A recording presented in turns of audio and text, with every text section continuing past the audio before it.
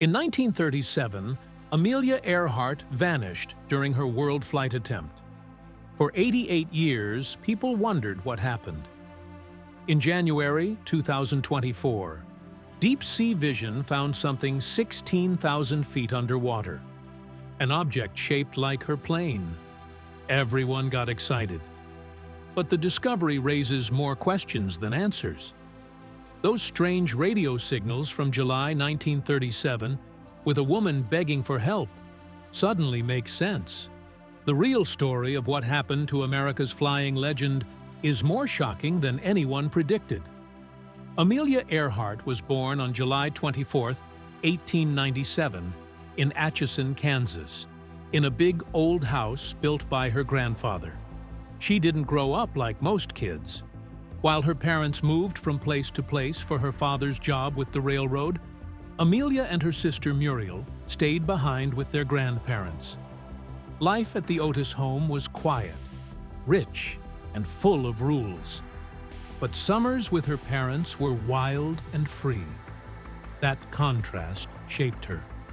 She learned to adapt, and she learned to think for herself. Instead of going to school with other kids, Amelia was taught at home by her mother and a governess. She read constantly, anything she could get her hands on. She didn't like to sit still. She rode pretend horses across open fields, climbed trees, and chased adventure. Her grandmother didn't approve. Amelia didn't care. She wanted more than tea parties and nice dresses. Her first time in a public school wasn't until she was 12, and even then, she stood out. In 1914, everything changed. Her father lost his job because of alcoholism. It hit the family hard. He couldn't get work again. At the same time, Amelia's grandmother died. Her will left money for the family, but it was locked away in a trust, so her father couldn't waste it. The house Amelia loved, along with everything in it, was sold off. At just 17, she had to grow up fast. Between 1915 and 1917, Amelia kept chasing her education. She started school in St. Paul, Minnesota, but they had to move again. In Chicago, she toured high schools herself and picked the one with the best science lab. She didn't care about the closest school or what other girls were doing. She wanted real tools, not kitchen sinks. At Hyde Park High, she got good grades but didn't make many friends. Her yearbook called her the girl in brown who walks alone. Still, she didn't stop. She graduated at 19 and entered the Ogontz School, a top school for young women. They even made her vice president of the student body. But when World War I broke out, books weren't enough. She left it all behind to help wounded soldiers in Toronto. In late 1917, while visiting her sister in Canada, Amelia saw veterans struggling to walk down the street. Some had no legs. Others were blind or broken. She couldn't look away. So she quit school, joined the voluntary aid detachment, and worked 12-hour hospital shifts. She wasn't trained like a nurse. She learned on the job. She mopped floors, cooked meals, handed out medicine. The patients called her Sister. One job she was trusted with, guarding the hospital's whiskey supply, used for medical purposes. Then one day in 1918, everything shifted again. Amelia had a rare day off and went to an air show with a friend. A pilot spotted the two women and dove his plane straight at them. It was a trick. He thought they'd run. Amelia didn't move. She stood frozen, watching the plane charge at her. It pulled up just in time. But that roar, that rush of wind, it stirred something deep inside her. She didn't fully understand it, but she couldn't forget it. That wasn't the only time planes crossed her path. Toronto was full of Royal Flying Corps training grounds. On her days off, she visited aerodromes, talked to pilots, and watched their drills. She even rode a horse named Dynamite near the airfields. The pilots liked her spirit and invited her to see more. One squadron, Number 21. Let her hang around. She watched young men fly their Jennies through the air, felt the power of their engines, and saw the future. She later said, "That's where I caught the aviation bug." Back at Ogontz, Amelia kept stirring things up. She led school clubs and pushed for more inclusive student groups. When the headmistress resisted, Amelia didn't back down. She kept speaking up, but her heart wasn't in it anymore. After that visit to Toronto, school felt small. She returned only to pack her things. She chose service over studies. The war had changed her. 2 years later, on December 28, 1920, she took her first flight. She was 23. Her father had arranged it at Rogers Field in Long Beach, California. The pilot was Frank Hawks, a man who'd later become a famous air racer. The flight lasted just 10 minutes and cost $10. Amelia wore goggles and a helmet. The open cockpit lifted her high above the city. She saw Los Angeles, the ocean, and the world from above. That was it. By the time I had got 200 or 300 feet off the ground, she said, I knew I had to fly. Amelia Earhart took her first flying lesson on January 3, 1921. She had to ride a bus and then walk 4 miles just to get to the airfield. Her instructor was Netta Snook, one of the very few female aviators at the time. Amelia wasn't wealthy. She saved every penny from odd jobs, working as a truck driver, a photographer, and a stenographer at a phone company. Her mother chipped in a reluctant $1,000 for the lessons. Amelia used the money wisely. Soon after her first solo flight, she bought a leather jacket. But she didn't want it to look new. She slept in it and rubbed it with oil to make it look worn, just to avoid teasing from male pilots. That same year, she made a bold move. She bought her own plane. It was a bright yellow Kinner Airster biplane, and she called it the Canary. It cost her $2,000, which would be over $36,000 today. That plane was light enough for her to move alone.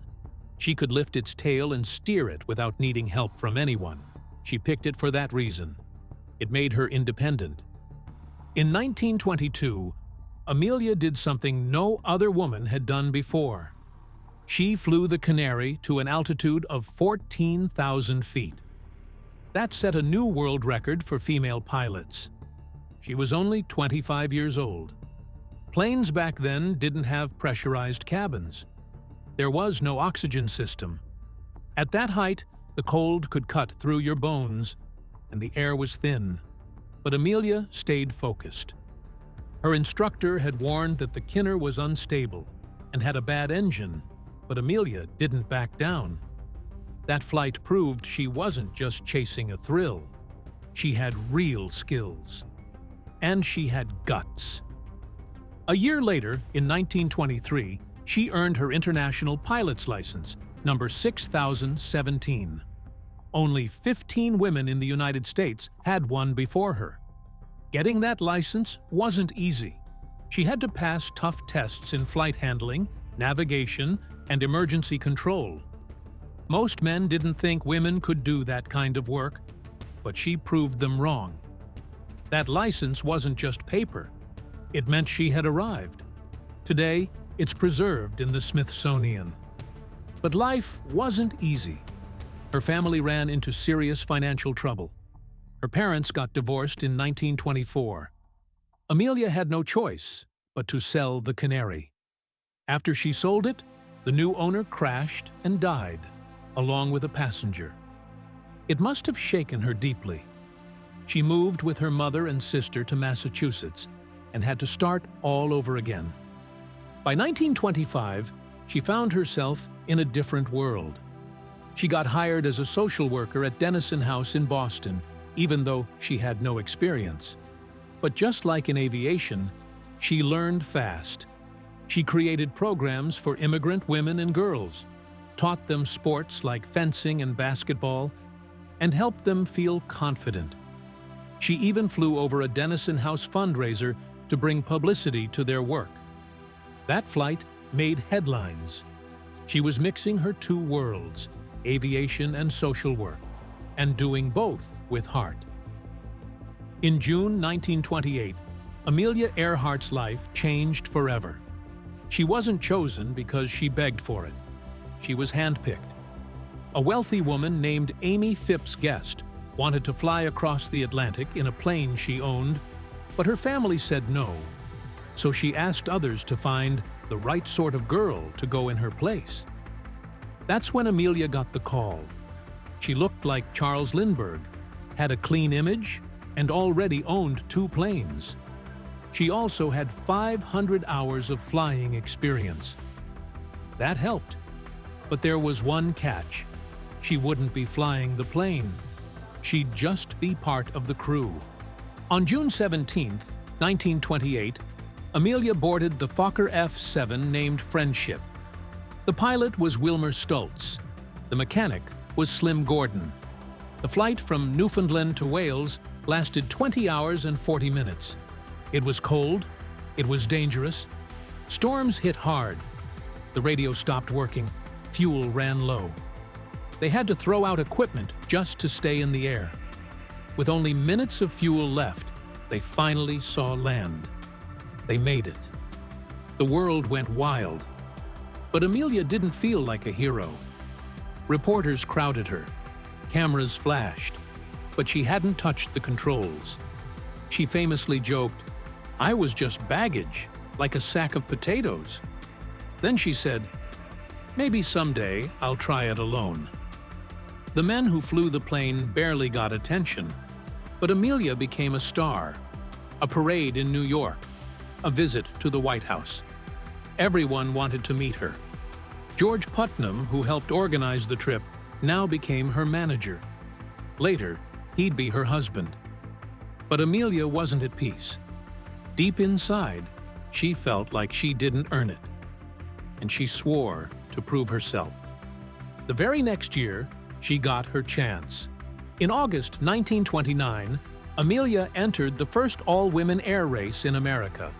It was called the Women's Air Derby, but a famous writer called it the Powder Puff Derby because of how the women looked during press photos. That name stuck.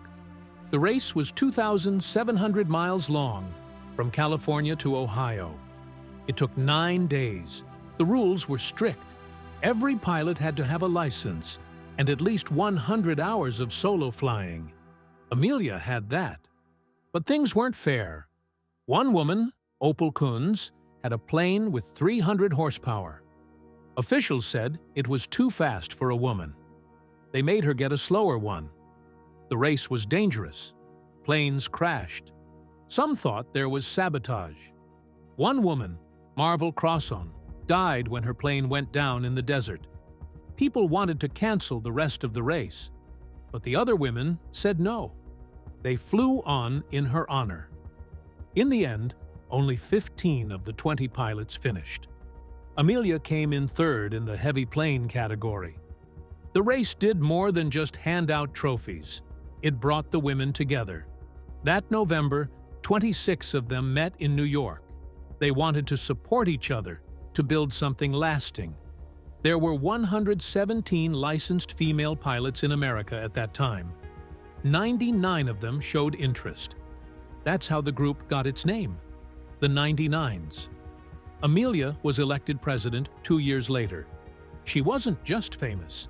She was leading. The group helped women track their licenses, find flying jobs, and fight for equal chances. Today, the 99s still exists, with thousands of members around the world.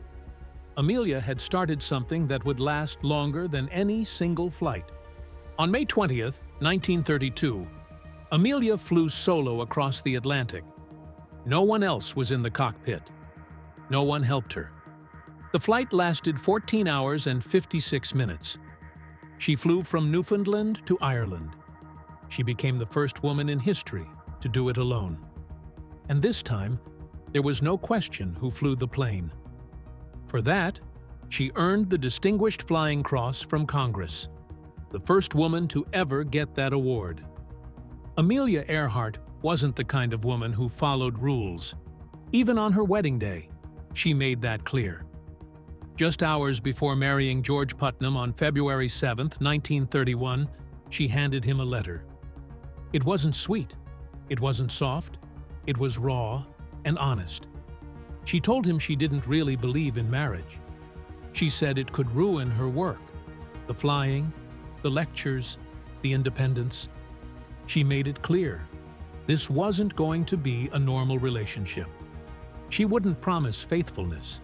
She didn't expect it from him either. She said she needed space, a place to be alone when things got too tight. And she asked for something no bride ever had before: a one-year exit plan. If they weren't happy, he had to let her go. But he said yes anyway. And they got married that afternoon. They stayed together for 6 years, until she vanished. George didn't just love her, he worked for her. He used his publishing connections to help fund her flights, book her lecture tours, and turn her into a household name. He wasn't just her husband, he was her manager, her business partner, and her biggest supporter. Still, she never let the world forget who she was. In June 1932, after her solo flight across the Atlantic, Amelia wrote a letter to the New York Times. She was angry. The paper kept calling her Mrs. Putnam. She wanted them to stop. She told them plainly, she was Amelia Earhart, not just someone's wife. That name mattered. It stood for everything she had worked for. She knew that women, especially married ones, were often erased. Not her. And it worked. The Times changed it. She stayed Miss Earhart in the headlines, even after marriage. She said her marriage was dual control, like a plane with 2 pilots, equal, always. But Amelia didn't stop at fighting for her name. She jumped into the business side of flying too. In 1930, she became vice president of Luddington Airlines. It was one of the first companies offering regular passenger flights between New York and Washington, D.C. That was big, especially for a woman. Later, she took another top job at National Airways, which ran several major airlines in the Northeast. That company would later become Northeast Airlines. She even helped run transcontinental air transport. She didn't just fly planes, she ran the companies behind them. She knew that men didn't always listen, but women could change things from the side. So she started talking to women.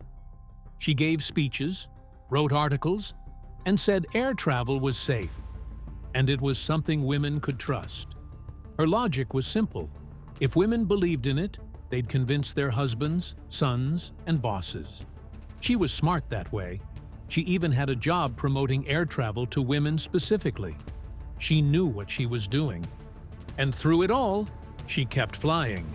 She didn't just fly regular planes, she took risks. In 1931, she flew a strange new machine called a Pitcairn PCA-2 autogyro. It looked like a mix between a plane and a helicopter. It had a rotor on top and a propeller in front. It was tricky to fly, but that didn't stop her.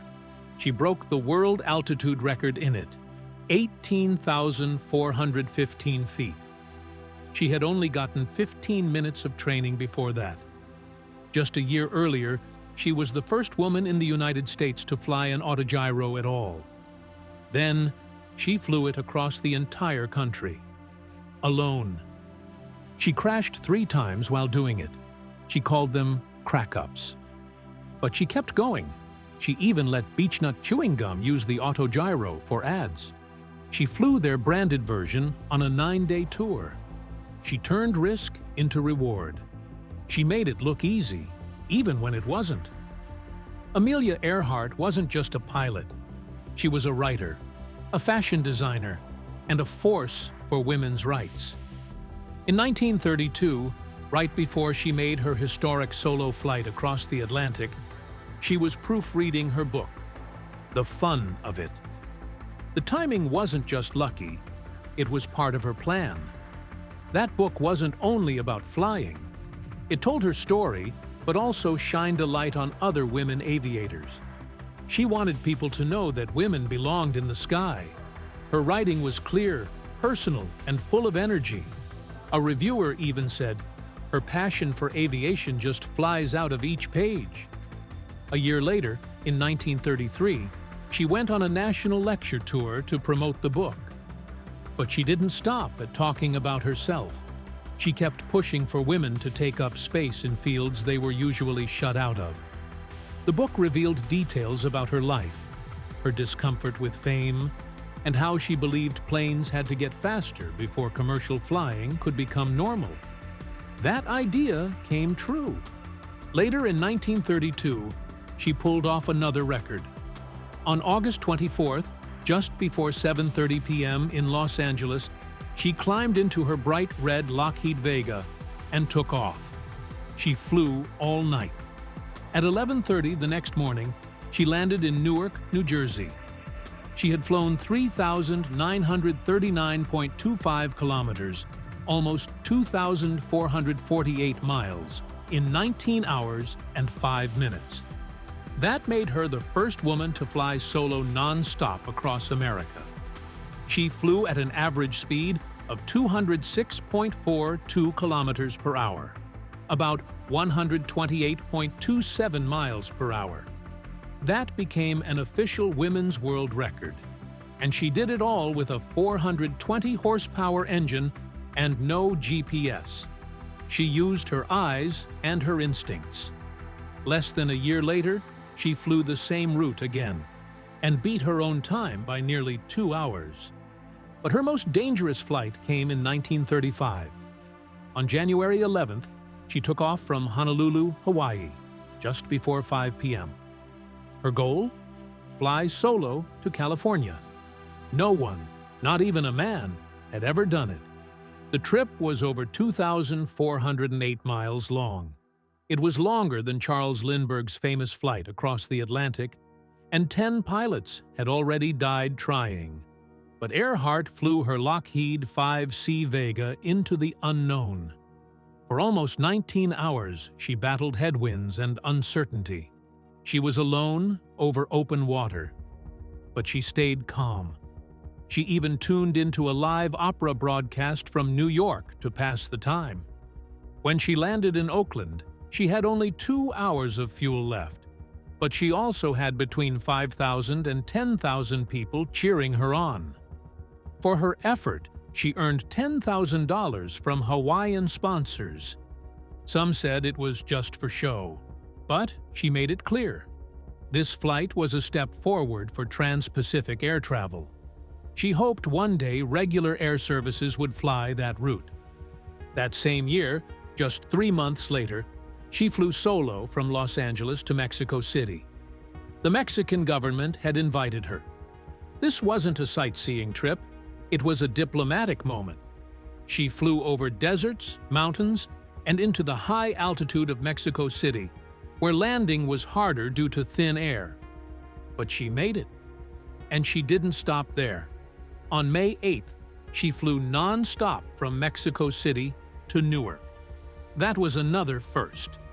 Crowds flooded the airport, and she had to steer carefully just to avoid hitting people with her plane. In that 1 year, 1935, she flew 3 major solo flights and entered the Bendix Trophy Air Race. She finished 5th, even though her plane was slower than the custom-built racers.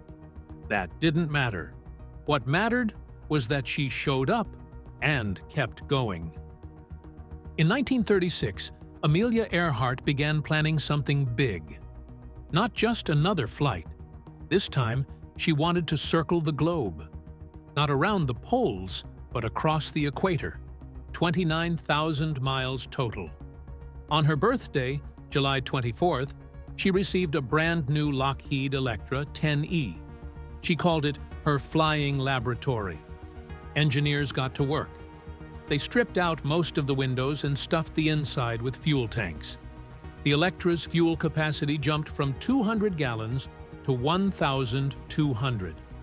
Now it could fly over 4,500 miles without stopping. Every bolt, every wire, every part was tested again and again. She wasn't just going flying, she was trying to rewrite history. At first, she chose Harry Manning to help her navigate. He was the same man who had once captained the ship that brought her home from Europe. But soon, it became clear Manning wouldn't be enough.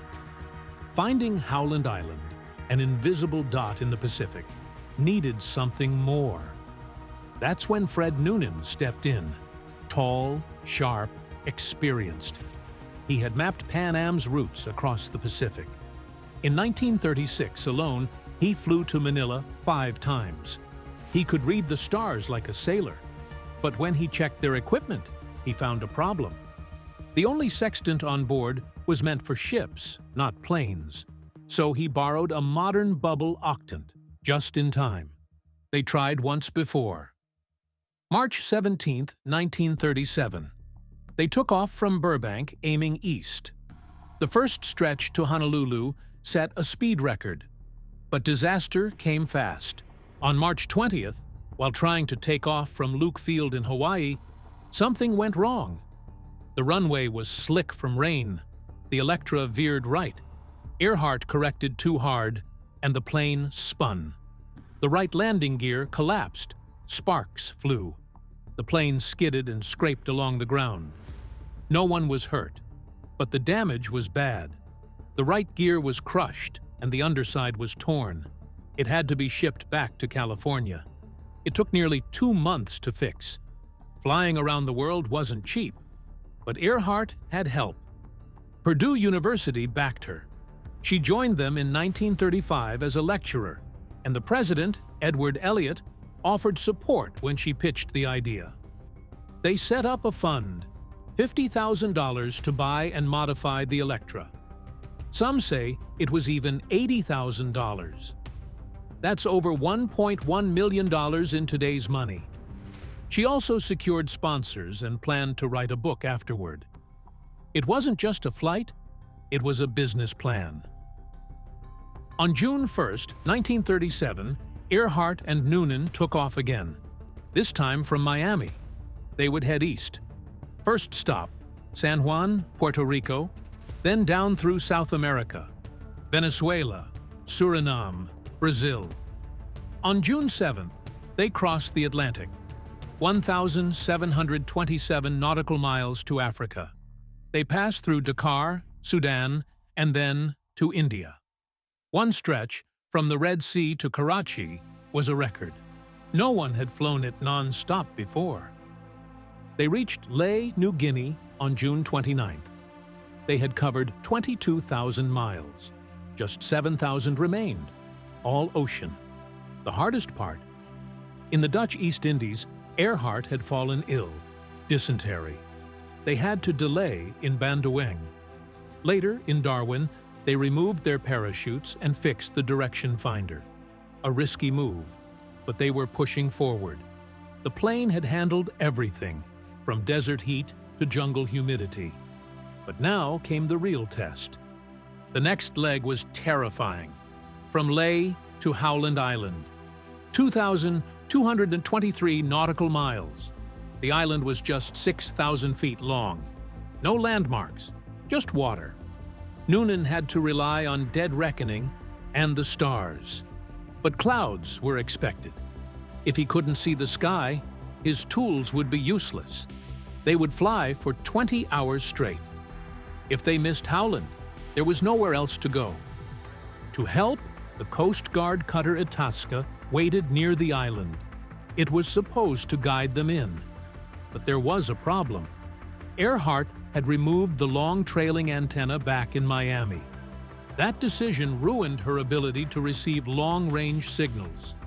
She and Itasca couldn't hear each other properly. She thought they'd be using 7.50 megacycles.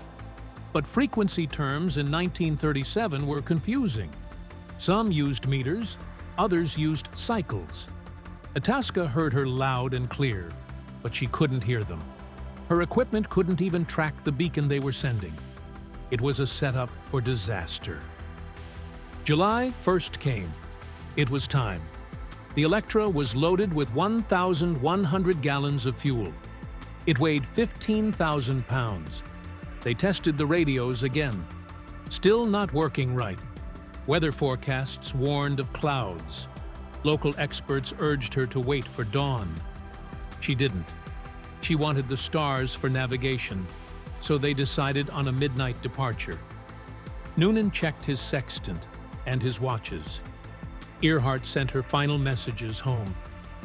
As the sky darkened over Ley, they climbed into the Electra.